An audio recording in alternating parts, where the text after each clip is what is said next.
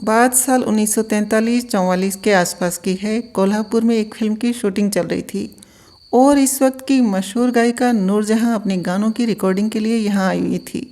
इस फिल्म में एक छोटी बच्ची भी रोल कर रही थी। फिल्म के निर्माता ने नूरजहां से बच्ची का परिचय करवाते बोला कि ये लता है और ये भी गाना गाती है।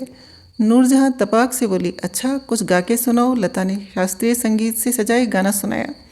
नूरजहां सुनती गई और लता गाती गई। बच्ची के गाने से खुश होकर नूरजहां बोली कि बहुत अच्छा गाती हो, बस रियाज करती रहना, आगे जाओगी। रोजी रोटी के लिए फिल्मों में छोटे मोटे रोल करने वाली ये बच्ची आगे चलकर सुरों की मलिका लता मंगेशकर बनी। यहाँ गीतकार निर्देशक गुलजार की कही एक बात याद आती है कि लता सिर्फ एक गायिका नहीं है, वो हर हिंदुस्तानी के रोज़मर्रा के जीने का हिस्सा बन चुकी है।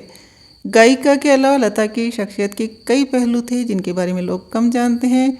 मसलन लता मंगेशकर का आनंद घन नाम के संगीत निर्देशक से करीबी रिश्ता क्या था, बताते हैं। आनंद घन ने 60 के दशक में 4 मराठी फिल्मों के लिए म्यूजिक दिया। ये व्यक्ति कोई और नहीं बल्कि लता मंगेशकर खुद थी, जो नाम बदलकर संगीत देती थी। 1950 में उन्होंने अपने असली नाम तले भी एक मराठी फिल्म का संगीत दिया था, राम राम पहुणे। लेकिन यह सिलसिला ज़्यादा नहीं चला। मराठी फिल्म साधी मानस को सर्वश्रेष्ठ संगीत का पुरस्कार मिला था, लेकिन लता मंगेशकर अपनी सीट पर शांत बैठी रही। तब किसी ने बताया कि संगीत घन कोई और नहीं, लता मंगेशकर ही हैं। ये बात भी कम ही लोग जानते हैं कि ऋषिकेश मुखर्जी ने लता मंगेशकर को फिल्म आनंद का संगीत देने का न्योता दिया था, लेकिन लता ने इनकार कर दिया था। लेखिका नसरीन मुनी कबीर ने लता मंगेशकर से इंटरव्यू कर एक किताब लिखी थी। उसी किताब में एक गाने की रिकॉर्डिंग का जिक्र करते हुए लता बताती हैं, 1962 में मैं 1 महीने के लिए बीमार हो गई थी। मेरे पेट का एक्सरे किया गया और मुझे बताया गया कि मुझे धीमा जहर दिया गया है। हमारे घर पर एक नौकर था जो खाना बनाता था। उस दिन वो नौकर बिना बताए निकल गया, पैसे भी नहीं लिए। तब हमें लगा कि किसी ने उसे हमारे घर पर रखवा दिया था, हम नहीं जानते वो कौन था। 3 महीने तक मैं बिस्तर पर थी। तब मजरूद साहब ने मेरी मदद की। वो रोज़ शाम को घर आते और 3 महीने तक सिलसिला जारी रहा। मैं जो खाती वो भी वही खाते। संगीत की दुनिया में लता के इस सफ़र का अंजाम भले ही कामयाबी की बुलंदियों को छूने पर हुआ हो, लेकिन इसका आगाज़ संघर्ष, तिरस्कार और तकलीफ़ों से भरा रहा। बचपन में ही पिता के गुजरने के बाद लता को छोटे मोटे रोल में अभिनय कर परिवार के लिए पैसा कमाना पड़ रहा था, लेकिन लता को मेकअप, एक्टिंग ये सब बिल्कुल पसंद नहीं था। उन्हें तो बस गायिका बनना था। इसी दौरान उनकी ज़िंदगी में आए संगीत निर्देशक उस्ताद गुलाम हैदर। उन्होंने लता की आवाज़ सुनी तो उन्हें लेकर निर्देशकों के पास गई। लता की उम्र बमुश्किल 19 साल की थी और उनकी पतली आवाज़ नापसंद कर दी गई, लेकिन गुलाम हैदर अपनी बातों पर अड़े रहे और फिल्म मजबूर में लता से मुनव्वर सुल्ताना के लिए प्लेबैक करवाया। लता बताती हैं कि गुलाम हैदर ने उनसे कहा था कि एक दिन तुम बड़ी कलाकार बनोगी और जो लोग तुम्हें नकार रहे हैं वही लोग तुम्हारे पीछे भागेंगे। ये अजीब इत्तेफाक है कि नूरजहां और गुलाम हैदर दोनों बंटवारे के बाद पाकिस्तान चले गए, पर लता के लिए उनकी कही बात सच हो गई। फिल्म मजबूर में लता का गाना सुनने के बाद लता को कमाल अमरोही की फिल्म महल मिली और उन्होंने आएगा आने वाला आएगा, इसके बाद लता को भी कभी फिल्मों की कमी नहीं हुई। शुरुआती दिनों का एक मज़ेदार किस्सा लता मंगेशकर ने कुछ साल पहले इंटरव्यू में सुनाया था। 40 के दशक में जब मैंने फिल्मों में गाना शुरू ही किया था, तब मैं अपने घर से लोकल पकड़कर मल्हार जाती थी और यहाँ से उतर कर स्टूडियो पैदल जाती। रास्ते में किशोरदा भी मिलते, लेकिन मैं उनको और वो मुझे नहीं पहचानते थे। किशोरदा मेरी तरफ देखते रहते, कभी हंसते, कभी अपने हाथ में पकड़ी छड़ी घुमाते रहते। मुझे उनकी हरकतें अजीब सी लगती। मैं उस वक्त खेमचंद प्रकाश की एक फिल्म में गाना गा रही थी। एक दिन किशोरदा भी मेरे पीछे पीछे स्टूडियो पहुंच गए। मैंने खेमचंद जी से शिकायत कर दी कि ये लड़का मेरा पीछा करता रहता है, मुझे देखकर हंसता है। तब उन्होंने कहा कि अरे ये तो अपने अशोक कुमार का छोटा भाई किशोर है। फिर उन्होंने मेरी और किशोरदा की मुलाकात करवाई और हमने उस फिल्म में साथ में पहली बार गाना गाया। बाद के सालों में लता ने सारे बड़े संगीतकारों और किशोर, रफ़ी और मुकेश, हेमंत कुमार जैसे गायकों के साथ गाने गाए। बहुत कम उम्र में अपने दम पर लता ने इंडस्ट्री में अपना मकाम बनाया। लता ने बड़े बड़े मुद्दों पर स्टैंड लेने से गुरेज नहीं किया, फिर इसके लिए उन्हें भले ही दिग्गजों से टकराना पड़ा। मसलन रॉयल्टी के मुद्दे को लेकर वो अपने दौर के सबसे बड़े गायकों में एक मोहम्मद रफ़ी, शोमैन राज कपूर और HMV कंपनी तक से भिड़ गई। दरअसल 60 के दशक में लता अपनी फिल्मों में गाना गाने के लिए रॉयल्टी लेना शुरू कर चुकी थी, लेकिन वो चाहती थी कि सभी गायकों को रॉयल्टी मिले। उन्होंने मुकेश और तलत महमूद ने एसोसिएशन बनाई और रिकॉर्डिंग कंपनी HMV और प्रोड्यूसर्स से मांग की कि गायकों को गाने के लिए रॉयल्टी मिलनी चाहिए, लेकिन उनकी मांग पर सुनवाई नहीं हुई। ऐसे में उन्होंने HMV के लिए रिकॉर्ड करना ही बंद कर दिया। मोहम्मद रफ़ी रॉयल्टी के खिलाफ थे। बात को सुलझाने के लिए सब मिले तो बात और बिगड़ गई। लता मंगेशकर ने एक इंटरव्यू में बताया था, रफ़ी साहब गुस्सा हो गए, मेरी तरफ देखकर बोले, मुझे क्या समझा रही हो, ये जो महारानी बैठी है इसी से बात करो। तो मैंने भी गुस्से में कह दिया कि आपने मुझे सही समझा, मैं महारानी ही हूँ। उन्होंने मुझसे कहा कि मैं तुम्हारे साथ गाने ही नहीं गाऊंगा। मैंने भी पलट कर कह दिया कि आप ये तकलीफ़ मत करिए, मैं ही नहीं गाऊंगी आपके साथ। कोई 3 साल तक ये झगड़ा चला। इसी मुद्दे पर राज कपूर से भी लता भिड़ गई और काम करने से मना कर दिया। 70 के दशक में राज कपूर अपनी पसंदीदा गायिका के पास फिर लौटे और बॉबी के लिए गाने गवाए। वो किस तरह के गाने गाएंगी, इसके लिए भी लता ने अपने दम पर और अपनी मर्जी से गाने चुने। एक महिला गायक के लिए ऐसा कर पाना उस समय बड़ी बात थी। लता मंगेशकर ने अपने करियर में कई अवार्ड जीते और दिलचस्प बात तो यह है कि 1958 तक फिल्म फेयर अवार्ड में सर्वश्रेष्ठ गायन के लिए पुरस्कार ही नहीं था। 1957 में शंकर जयकिशन को सर्वश्रेष्ठ निर्देशक का पुरस्कार मिलने वाला था और वो लता के पास से आए कि लता समारोह में गाना गाए। उसके बाद क्या हुआ, लता नसरीन मुनीर कबीर की लिखी किताब में बताती हैं, मैंने जय किशन जी से कहा मैं फिल्म फेयर में नहीं गाऊंगी, आपको पुरस्कार मिल रहा है, मुझे नहीं। वो लोग सर्वश्रेष्ठ गायक या गीतकार को पुरस्कार नहीं दे रहे, तो अपने ऑर्केस्ट्रा दल को कहिए कि बिना गायक के धुन बजाए मैं फिल्म फेयर के लिए तब तक नहीं गाऊंगी जब तक पार्श्व गायक और गीतकार लोगों को भी पुरस्कार घोषित नहीं किया जाता। 1959 में जब शुरू हुआ तो कई सालों तक पुरुष और महिलाओं के गायकों के लिए एक ही कैटेगरी थी। 1959 में इस मिक्स्ड वर्ग का पहला अवार्ड लता जी ने ही जीता था। फिल्म मधुमती के गाने आजारे परदेसी के लिए लता के गानों की खूबियों पर बात करना वाकई मुश्किल काम है। गीत के जज्बात और नज़ाकत को अपनी आवाज़ में पिरोने में वो माहिर थी।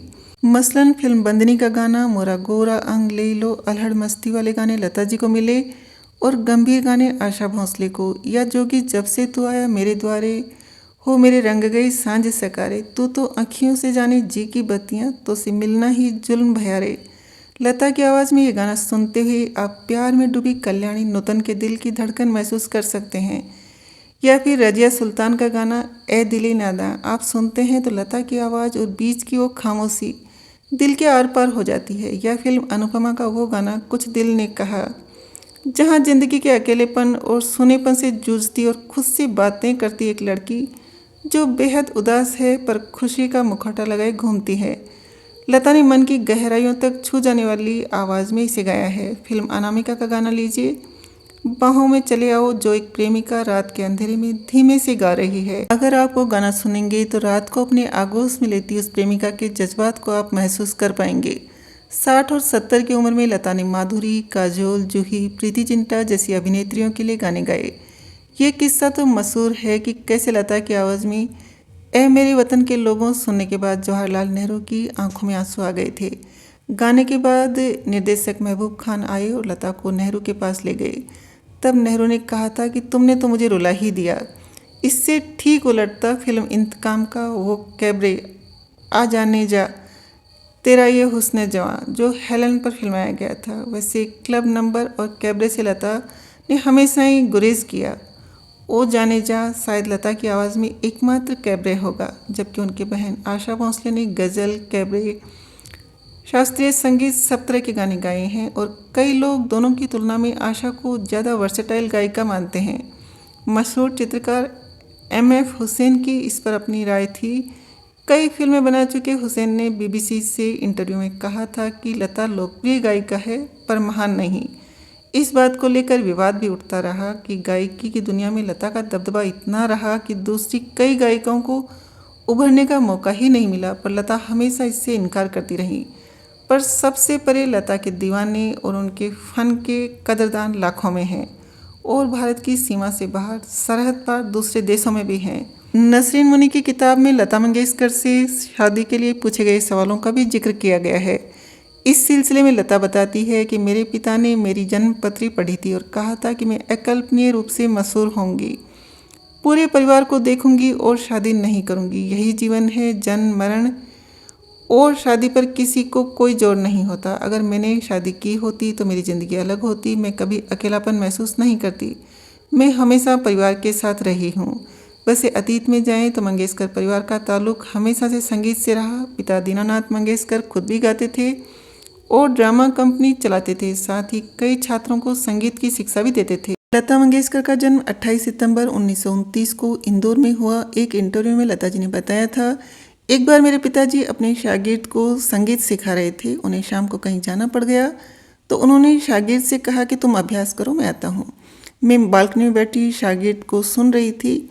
मैं उसके पास गई और कहा कि ये बंदिश तुम गलत गा रही हो। मैंने उसको वह बंदिश गाकर सुनाई। इतनी देर में पिताजी आ गए और मैं वहाँ से भागी। उस वक्त 4-5 साल की ही थी और पिताजी को नहीं पता था कि मैं गाती भी हूँ। शागिर्द के जाने के बाद पिताजी ने माँ से कहा, अपने घर में गवैया बैठा है और हम बाहर वालों को सिखा रहे हैं। अगले दिन पिताजी ने मुझे 6 बजे उठाकर तानपुरा थमा दिया। पहली दफ़ा उन्होंने अपने पिता के साथ स्टेज पर परफॉर्मेंस दिया जब वो 9 साल की थी और उन्होंने राग खंबामती में गाना गाया था। हालांकि लता के पिता नहीं चाहते थे कि वो फिल्मों वगैरह में गाना गाए, लेकिन 1942 में अपने एक दोस्त की गुजारिश पर पंडित दीनानाथ मंगेशकर तैयार हो गए और लता ने मार्च 1942 में एक मराठी फिल्म में गाना गाया। हुआ कुछ यूँ कि गाना रिकॉर्ड तो हुआ पर फिल्म नहीं बनी और 1 महीने बाद ही लता जी के पिता का निधन हो गया।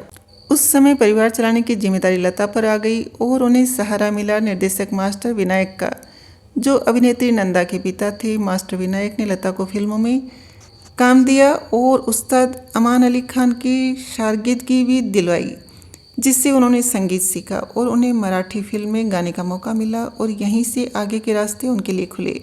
लता एक सुरगाथा नाम की किताब में लेखक यतीन्द्र मिश्र लिखते हैं, बॉलीवुड के दिग्गज संगीतकार अनिल विश्वास एक दिन सुरेंद्र कौर का गीत रिकॉर्ड कर रहे थे। अनिल दा ने बड़े प्यार से कहा, लतिके इधर आओ, तुम कोरस में गाओ, इससे गाना अच्छा हो जाएगा।